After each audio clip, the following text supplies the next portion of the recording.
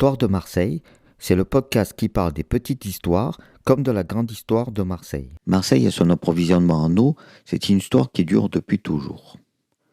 C'est en grande partie pour son manque en eau potable que la ville a longtemps été contenue dans une surface étroite, ceinturée par des remparts, et même quand les remparts sont disparus, limitée en population.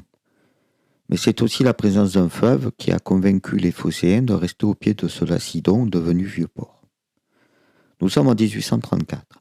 La ville subit une de ces nombreuses épidémies de choléra qu'elle connaît à cette époque. Il faut dire que la sécheresse est forte, le rationnement en eau nécessaire. Pour s'abreuver, les Marseillais ne doivent leur salut qu'à son principal cours d'eau, l'Uvonne, fleuve certes, mais dont le débit n'est pas très élevé.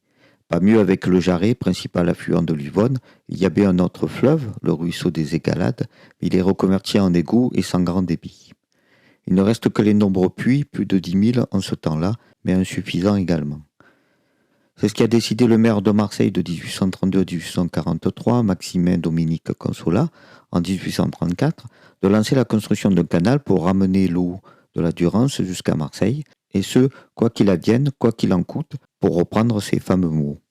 Le travail est colossal. La Durance, principale rivière de Provence, coule bien plus au nord que la grande ville. Pas moins de 80 km de canal seront nécessaires pour passer les chaînons montagneux, comme le plateau de l'Arbois et le massif de l'Étoile. Il fallait aussi assurer le parcours de l'eau par simple gravité et donc puiser dans la Durance à bonne hauteur. Il fallut 15 ans de 1839 à 1854 pour construire le canal, 80 km de long dont 17 km en souterrain, 18 ponts aqueducs, un canal de béton avec les ouvrages aériens en pierre et en briques. L'eau qui arrive le 19 novembre 1849 à Marseille, au plateau Longchamp, va changer l'avenir de la cité, permettant d'abreuver sans restriction ses habitants. Désormais, la population allait pouvoir exploser. Cela réclama encore de nombreux travaux pour se répandre dans toute la ville, par l'ajout de 77 km de canalisation et de bassins réservoirs entre 1854 et 1869. On décide de puiser l'eau de la Durance au niveau de Pertuis, 50 km au nord de Marseille, à une altitude de 185 mètres. Pour financer le canal, la municipalité lève un emprunt de 10 millions de francs et vote une taxe sur les farines devant fournir 6,5 millions supplémentaires. L'ouvrage est financé sans l'aide de l'État et du département, d'où le nom de canal de Marseille. Au final, il coûtera plus de 30 millions de francs.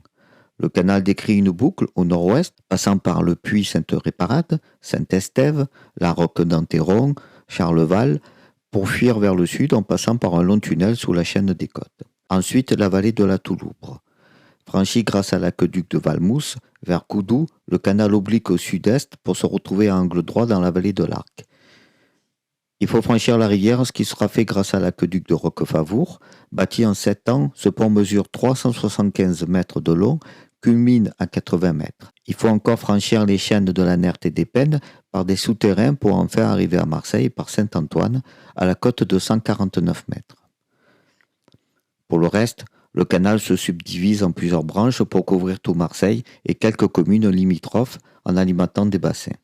Le bassin le plus célèbre étant celui du Palais Longchamp, palais construit pour célébrer l'arrivée de l'eau de la Durance à Marseille et dont nous parlerons dans de futurs épisodes. C'est l'ingénieur Franz Mayer de Montricher qui fut chargé du projet, avec des choix forts comme celui de refuser un pont siphon pour la construction d'un aqueduc à Roquefavour, inspiré du pont du Gard romain. Ce qu'il faut retenir, c'est la volonté politique de Consolat qui va changer le sort de Marseille.